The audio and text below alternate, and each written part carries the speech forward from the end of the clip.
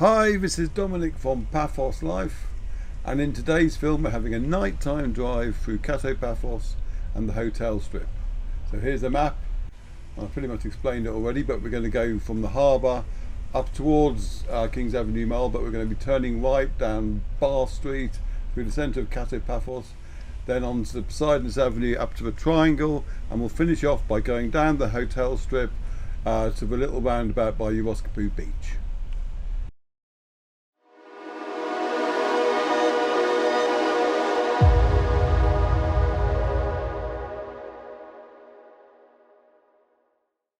And this was filmed with our new Insta 360 X5, which has better muffling abilities on the audio front, so I'm leaving in the sounds that it recorded itself while basically overdubbing it with my own pearls of wisdom. So we're going to go through the harbour area, and the camera does low light a lot better.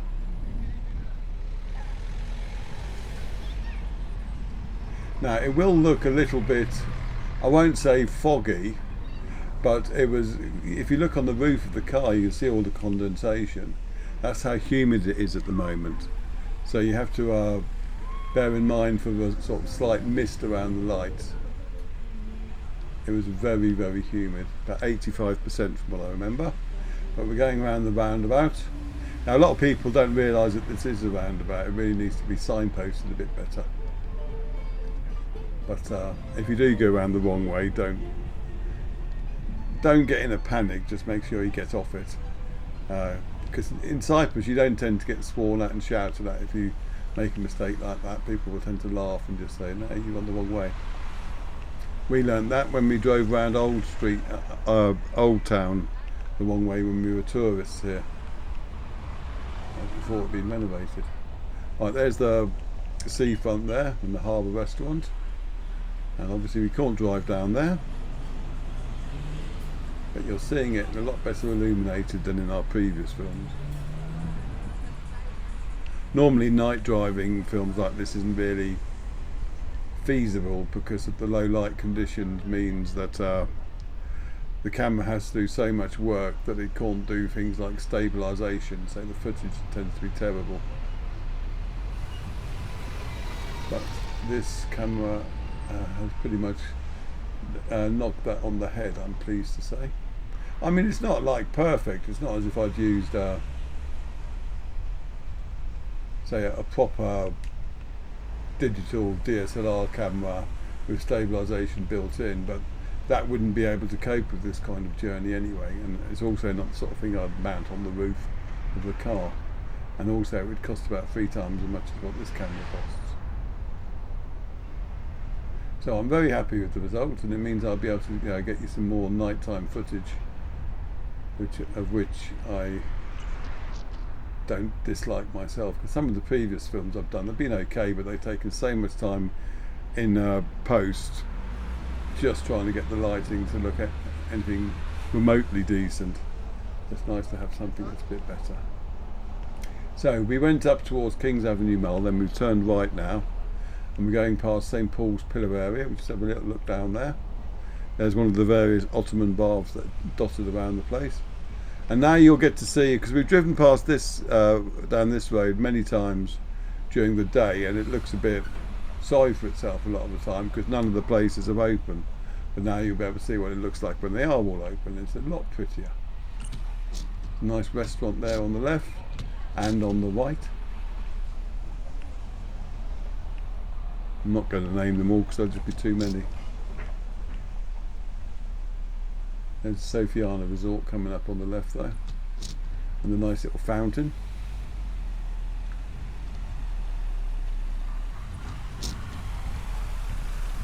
And we'll turn around here and on to Bar Street. I mean, the first part of Bar Street is not very salubrious, but we'll get to the main bit in a minute. There's Ace's Bar just appearing on the left. Very popular place.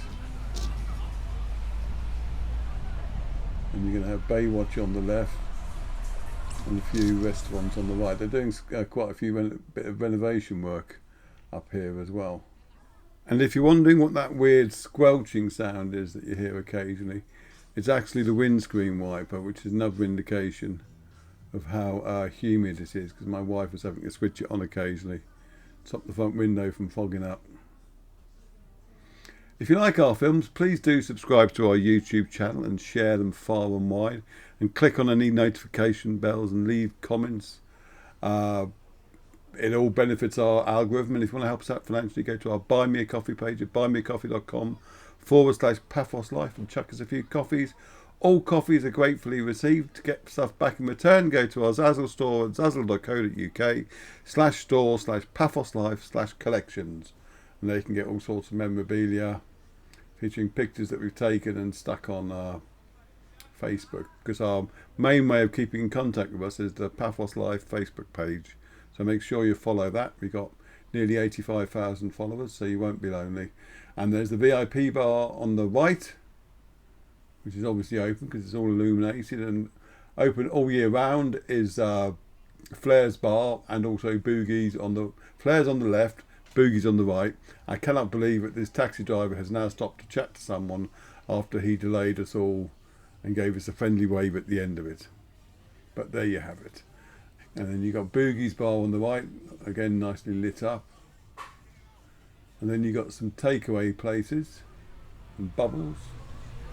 It all looks very good from that point, but beyond that, it's a bit, there's no tourists. That's not actually open. Look at the condensation on our car there though. And that's Mavic and Me bar. Still waiting for their signs. And now we come to the really rundown bit, but it won't last for long. There's a bowling alley which we explored, and great fun. And they've now locked the door on that, so you can't get back in there. There's Cole's restaurant, and you got the Keg and Barrel on the left coming up, and then you got lovely Poseidon Avenue water feature, which looks very swanky. We'll pan the camera around again so you see the Keg and Barrel again. And there's T&J's Fish and Chip Shop. They were closed again. They seem to have quite irregular opening hours. It's quite frustrating because in terms of their food quality, they're on a par with, say, Mr. Cod in Pataras. They're that good. But they seem to open at will, at a whim. Anyway, there's lots of restaurants along here which are always open. So give them a look. Don't just spend all your money down at the seafront. It's very nice food to be had there. And we're coming up to Alexander the Great Hotel on the right in a minute. We'll look at the lit up shops first on the left though. Now at Christmas especially, this looks very nice, that place does. And next Christmas you'll be able to see it filmed with this camera.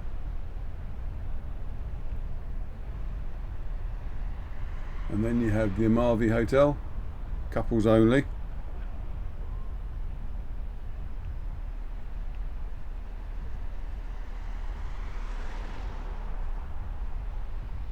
Yeah, it is very nice, and we'll leave the camera pointing in that direction because then you'll be able to see in the distance the Antasia Beach Bar and the rather full car park next to it. So it's obviously a popular place at night, and there'll be Sodat Beach below it. And after that, the camera will be coming back round and we'll be having a look around the triangle before heading down the hotel strip.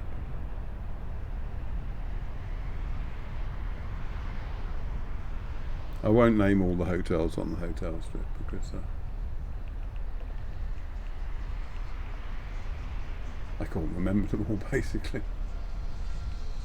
It's unfair to just pick some of them out. Right, there's Felix the Cat Club. That used to be on Bar Street.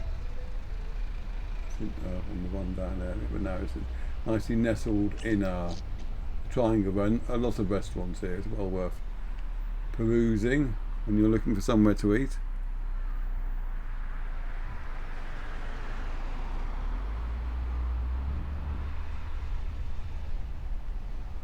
I don't know how that parking is working out there. You had people double parked, blocking other people in. Hopefully they're all part of the same group, but it was the only explanation I could come up with. So you've got Pakiamos Beach down that road on the right, and there's the Rib Shack. And on the left you have the Avanti Hotel and the Avanti Holiday Village. And also on the right now you have Louis Imperial Beach Hotel. And there'll be a number of shops and restaurants, mainly on the left. The remaining hotels will all be on the right, with the exception of the Eliaphon in a short while. And then on the right you have the Athena Royal Beach Hotel and the Athena Beach Hotel, but we're looking at the moment at a nice little square there where they've got quite a few restaurants tucked in there. It was on the left.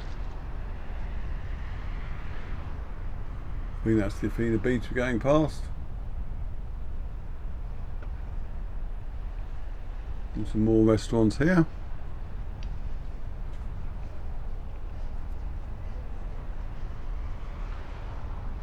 And after the Athena Beach you have the Louis Ledra Beach Hotel, and the Eliaphon, which I talked about, is just there on the left.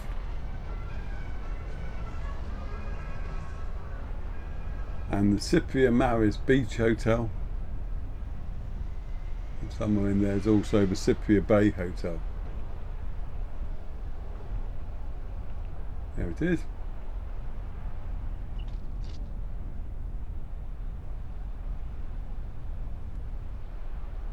Then you got the Evie Marie Hotel and the Aqua Marie Hotel. If you're wondering how I remember all these, is because I've got the web page I did for our definitive guide up, so I'm just reading it off there. It's a lot easier. And so next up you'll have the Asamina Suites Hotel.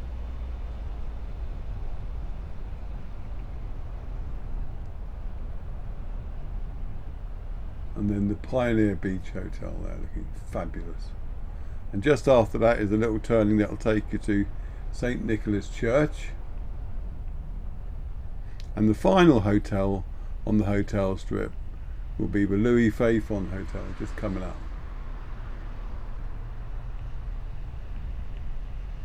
And after that we're pretty much done. I was very impressed with the light quality. I mean, obviously it'd be nice if it hadn't been a bit so misty, but that's just the humidity. And you can't do anything about that, I'm afraid. But we're going past the Luna Park now, and that's open at night, which is why it's called a Luna Park. It's a generic term rather than a trade name. It's great for kids. If you want somewhere to take them, it's a bit different. So anyway, that was Kato Paphos and the hotel strip at night, with more colour than we've seen before. So thank you very much for watching, and we'll see you in the next film. Cheers.